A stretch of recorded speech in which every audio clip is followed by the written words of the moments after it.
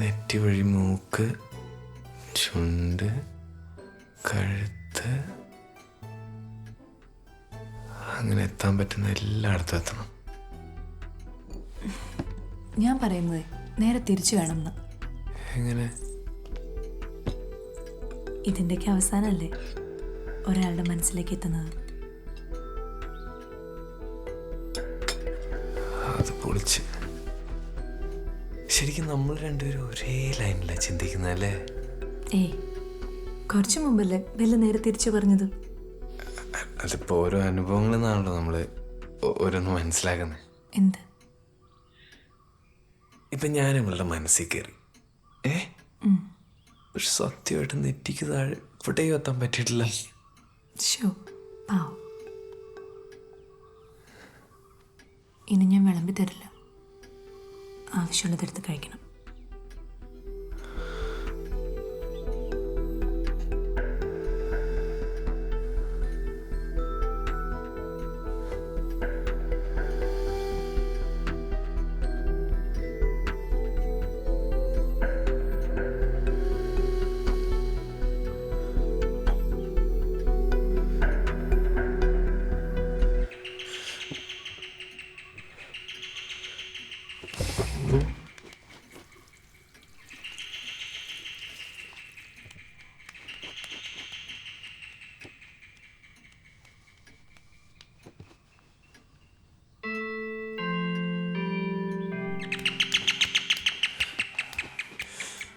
എന്നാ പറ്റിയ?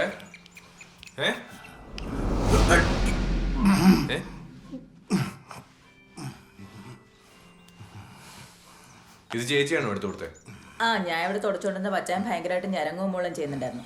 അപ്പൊ ഞാൻ എടുത്ത് വെച്ചെന്ന്. ഇത് ആവശ്യത്തിന് മാത്രം ഉപയോഗിക്കാവുള്ളൂ പറഞ്ഞതല്ലേ ചായ?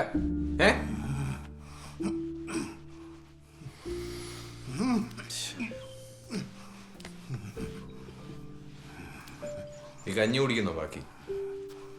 എന്നാ ഇത് കളഞ്ഞേക്കട്ടെ.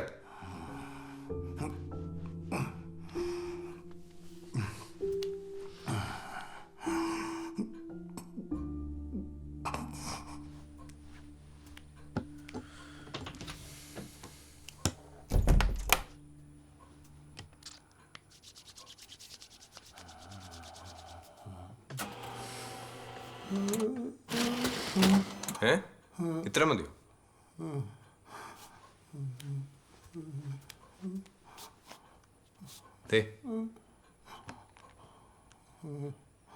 ഞാൻ പോട്ടെ ചേ, നാളെ രാവിലെ വരാം.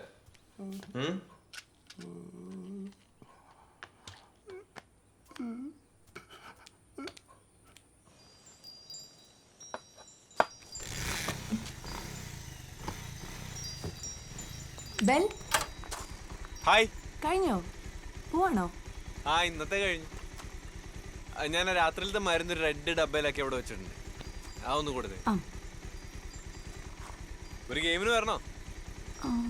ഇന്ന് വേണ്ട, നാളെ. Okay, bye. ബൈ.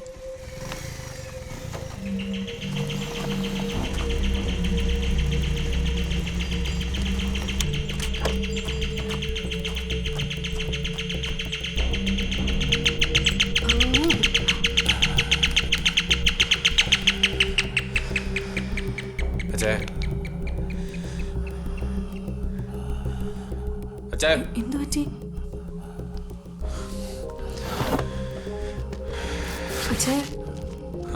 ഞാനൊന്ന് നോക്കട്ടെ.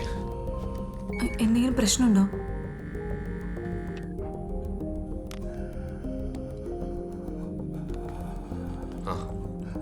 അയ്യോ, ഇത്രയും കുറവാണെങ്കിൽ എന്താ ചെയ്യാ? ഷുഗർ കുറവായതിന്റെ. അപ്പൊ ഒരു കാര്യം ചെയ്യും, തൽക്കാലം അടുക്കളയെന്ന് കുറച്ച് പഞ്ചസാര എന്തെങ്കിലും ഒന്ന് വെള്ളത്തിൽ കലക്കിട്ടെ അച്ചായനെ കൊടുക്കേ. അപ്പോഴേക്കും ഞാൻ പോയി ഡ്രിപ്പിടാനുള്ള സാധനങ്ങൾ പെട്ടെന്ന് വാങ്ങിട്ട് വരാം.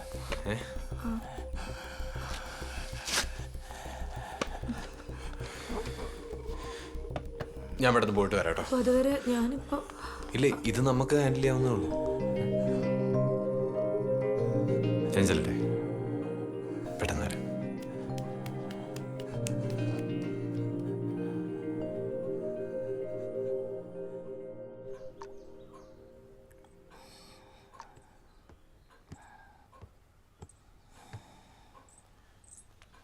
എന്തായി?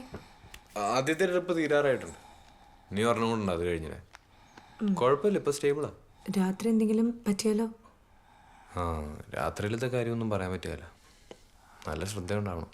എന്നാ ഒരു കാര്യം ചെയ്യ്, ബെല്ലിന്ന് ഇവിടെ നിന്നോ, വീട്ടിലേക്ക് വിളിച്ച് പറ വരില്ലാന്ന്.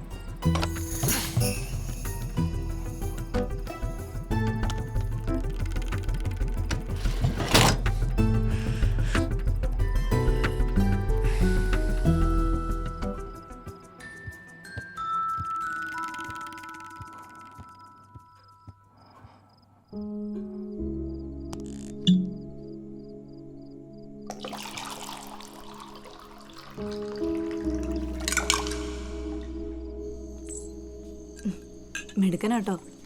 വൈകുന്നേരം നല്ല കഷ്ടപ്പാടായിരുന്നല്ലേ? ഓ, എനിക്കിപ്പോ കഷ്ടപ്പാടൊന്നും അറിയത്തില്ലാത്ത അവസ്ഥയാ. അതെന്താ? മാഡം എപ്പോഴും ഇങ്ങനെ അടുത്തുണ്ട്. മാഡം ഒന്നും വേണ്ട, സെലേന അത് മതി. എന്നിട്ട് ഞാൻ അടുത്തുള്ളപ്പോ ഭയങ്കര രസമാണ്. സെലന എന്നുള്ള പേര് തന്നെ എന്നാ ഭംഗിയാ. എൻ്റെ മമ്മി ഇട്ട പേരായത്. എനിക്കൊരു കൂട്ടുണ്ടായിരുന്നു, തന്നെ പോലെ ഒരാള്. അയാളാ എനിക്ക് ഈ പേരിന്റെ കഥയൊക്കെ പറഞ്ഞു തന്നത്. സെലേന എന്ന് പറഞ്ഞ യവനരുടെ ദേവതയാണ്, ചന്ദ്രദേവത. അങ്ങനെയാണെ മമ്മി അറിഞ്ഞിട്ട പേരാ. നോക്കിയേ, ആകാശത്തൊരു റാണിയെ പോലെ സൂചിച്ചങ്ങ് നിൽക്കല്ലേ അവള്. സംഭവം ഇവിടെ നോക്കുമ്പോ റാണിയാണ് സൂചിച്ച് നിൽക്കാന്നൊക്കെ തോന്നും. അടുത്ത് വന്നാലും സത്യം എന്താണെന്ന് മനസ്സിലാവും. എന്നാ ശൂന്യതയിൽ അങ്ങനെ ഒറ്റപ്പെട്ട് നിൽക്കല്ലേ, കുറെ നീറുന്ന മുറിവുകളൊക്കെ ആയിട്ട്. അതിനെ രാജാവ് വീണുപോയതുകൊണ്ടാണോ ഒറ്റപ്പെട്ട് നിൽക്കാന്നൊക്കെ പറയുന്നത്? അച്ഛനെയാണോ ബലരാജാവ് എന്ന് ഉദ്ദേശിച്ചത്? ആ,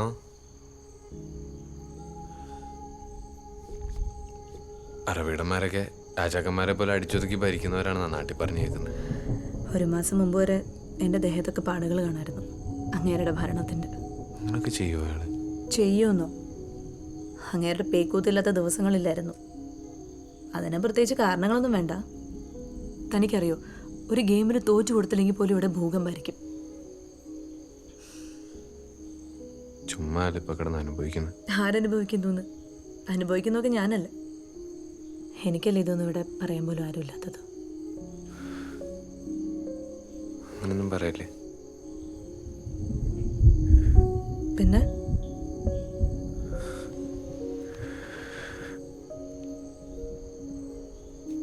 റാണിയാവുമ്പോൾ ഒരു കാലാളെങ്കിലും കൂടെ ഉണ്ടാവില്ലേ? ഉണ്ടാവോ?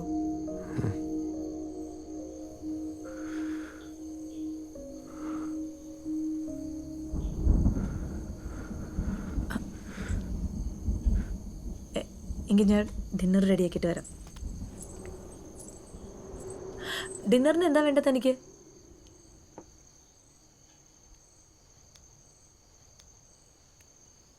ഇന്നലെ 5-ന്റെ സമയത്ത് എന്തോ കിട്ടുമെന്ന് ഞാൻ പ്രതീക്ഷിച്ചായിരുന്നു. അതെയോ? എന്നാ എൻ്റെ മനസ്സ് മാറുന്നതിന് മുമ്പേ അതങ്ങെടുത്തോ.